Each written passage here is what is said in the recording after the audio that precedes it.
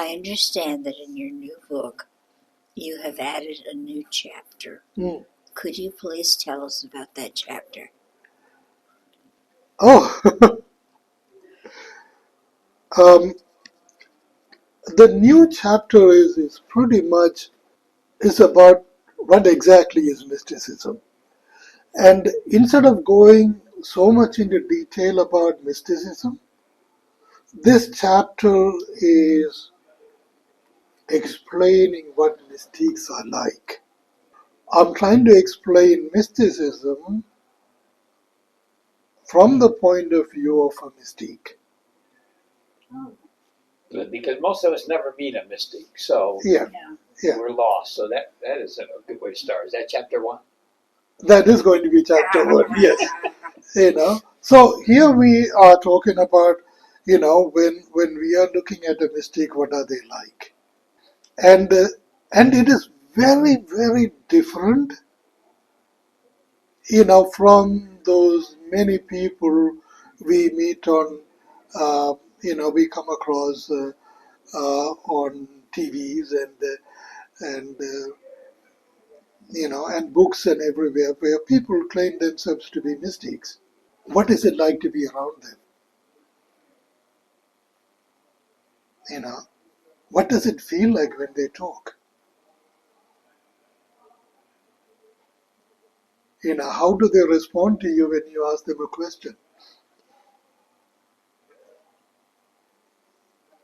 See, it is from these point of views I'm trying to explain what mysticism is through the heart of a mystique.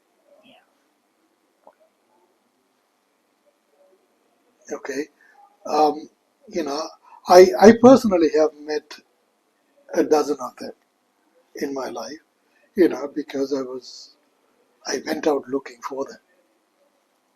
Okay, and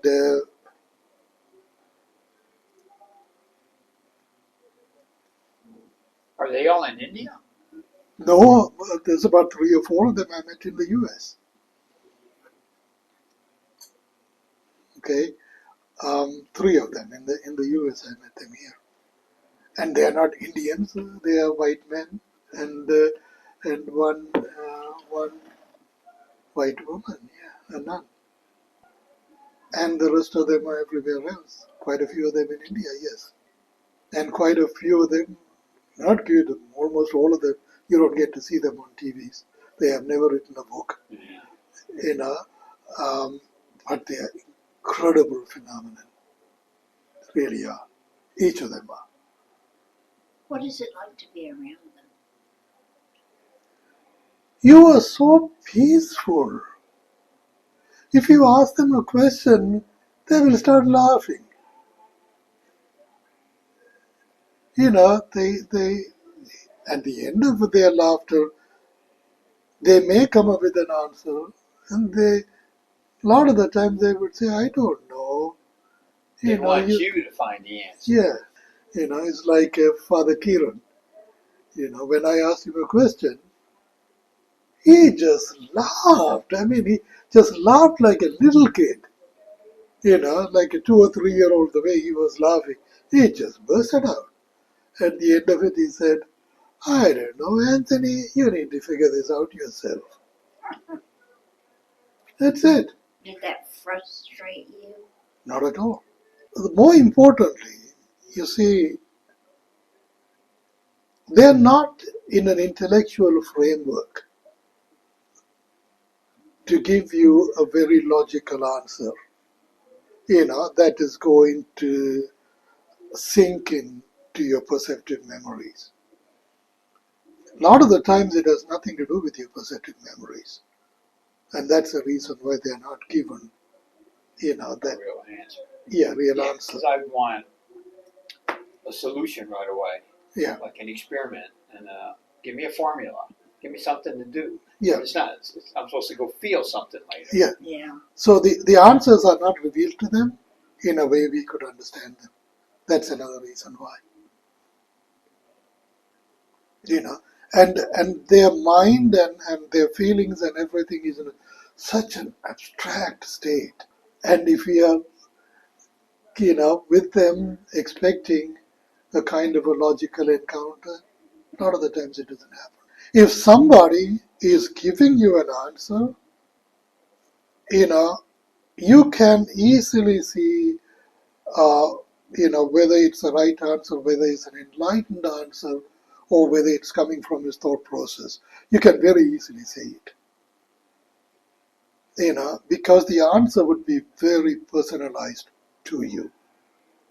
It's not going to be an answer where a genie and you and everybody around is going to understand. Yeah, it'd be different for all of us. Yeah. So you will see that personal touch that, exactly understands your perceptive memories,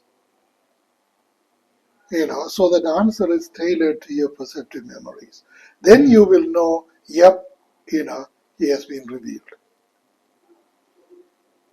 Then you know the answer is coming from wisdom, not from your intellectual interpretation of wisdom. See, a lot of the times the answer they give you, it doesn't make sense to anybody, but to you it will.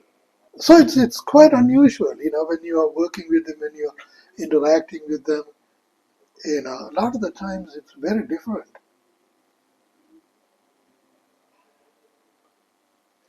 very different. So that is the first chapter is going to explain mysticism from the angle of a mystique. Many of us don't know a mystique. A lot of us don't. We think the spiritual entertainers are mystics. They're not. How do you think you can go about growing into being a mystic?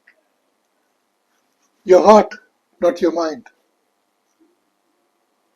The more you feel the grace of God in your heart, eventually you're going to come to that point.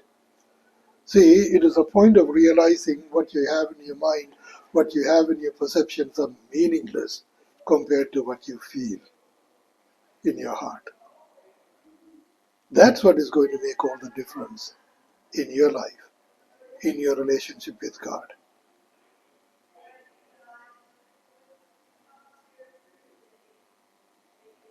You see that? But unfortunately, it's interpreted a lot differently in the Western world nowadays. Okay? See, the Western world, everybody talks about mindfulness. Okay? In psychology and in philosophy and in religion, and it really doesn't matter, even in spirituality. There is a lot of discussion about mindfulness. Because we in the Western world, we are a very, very mindful society. Very mindful society. Our intellect and everything has to do with mindfulness. It's from a little childhood we are kind of socialized to strengthen our mindfulness in a variety of ways. Our education system is all about strengthening our perceptive memories and mindfulness to our memories. Our productivity is based on our mindfulness, to our perceptive memories. So the perceptions and mindfulness has a lot to do, with the Western way of education, Western way of thinking, Western way of productivity, and the Western way of success. Whereas in Eastern philosophy and things like that, it's not. But they are quickly becoming much more westernized nowadays, so that's why, they have become... Probably less mystics now. Yeah. We're all getting narrow-minded and directing all this intellectual knowledge. Yeah. And we're losing a lot of people. Yeah. Do you think you'd have to go to India? Do you need to go to India? With these three Americans that you met that were white Americans that are mystics, did they already study? No. They were all religious people here in the US. 2 priests and a nun. So they were not in India. They never went to India. See, when I say mindfulness, that is exactly what the Bible contradicts. Feel, don't think. See, Christianity is about transcending mindfulness, whereas Eastern religions are about mindfulness. See, Eastern religions, they are about self-realization. Self-realization, that is realizing ourselves, our own consciousness, and the universal consciousness. So, the universal consciousness and self-consciousness exist in harmony within us and around us. That is what self-realization is. But Christian mysticism, it calls for more than that. It calls for transcending mindfulness. So we are in that framework of wisdom. Wisdom has nothing to do with mindfulness. Absolutely nothing. Absolutely nothing to do with mindfulness. See, when I say mindfulness, what are we trying to do? See, we have a set of ordered perceptive memories, and we are trying to bring in a new information, and we are creating a space within our ordered structured mindfulness, and we want that information to come and fit into it. That is how we are thinking. That's how mindfulness works. That's how it receives new memories. New ideas. That's how it receives. See, mindfulness is limited to begin with. Why do I say that? See, our mind has a beginning and an end. It is not eternal. Therefore, it is limited as any material elements in the universe. Anything that is born of material elements are perishable. Perishable elements will perish. Our mind is not going to outlive us. It will perish with us. So it is perishable. Whereas wisdom is not. Wisdom is as vast as the space itself. So if we are trying to bring in the wisdom into the limited space we create, we are going about it completely in the wrong way. Okay?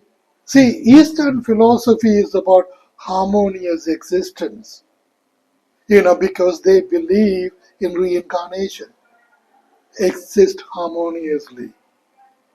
So your future or your next incarnation will become better. You will go through those cycles of birth and rebirth and all of that. So this, self-realization becomes more meaningful in that scenario, in that context. Whereas Christians, we don't have that.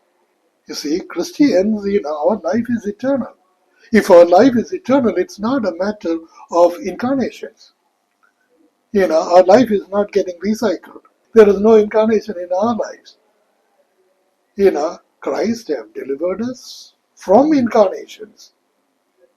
So, we as Christians, we as disciples of Jesus, we are not subject to rebirth.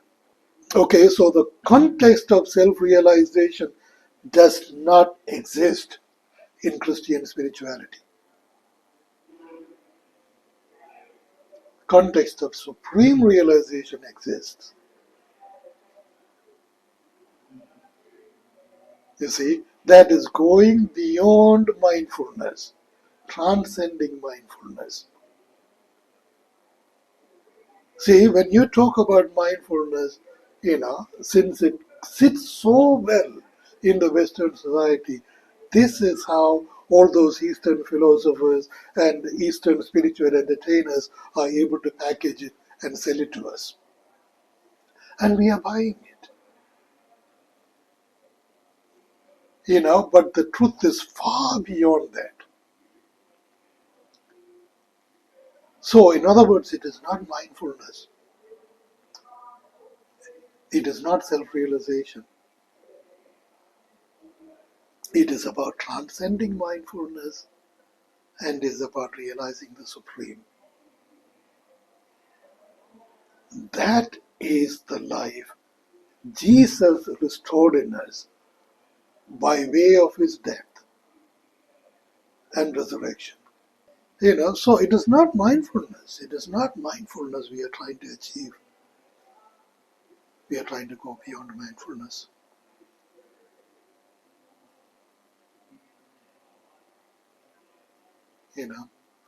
We as Christians are called to transcend mindfulness, transcend self-realization. You think there would be more Christians in India then because of that thought process? Even the Indian mystics, the self-realized mystics and all of them. See, they were more about understanding self-realization in terms of perfect consciousness, realizing the perfect consciousness within you. See, for them, consciousness is mindfulness. Whereas the modern scientific discoveries, it helps us understand Christianity a lot better than consciousness that is associated with mindfulness. You see, consciousness actually is the quantum field, the quantum fluid, that encapsulates every particle. Every particle is encapsulated with a conscious energy. See, this energy is the one that moves the particles. It's not the idea of how particles move around by themselves according to the Newtonian physics. That's changed a lot. That's changed a lot. See, what is making these particles move and come together with other particles, converge with other particles, is a quantum fluid that encapsulates them. And that quantum fluid happens to have certain amount of conscious, energy in it.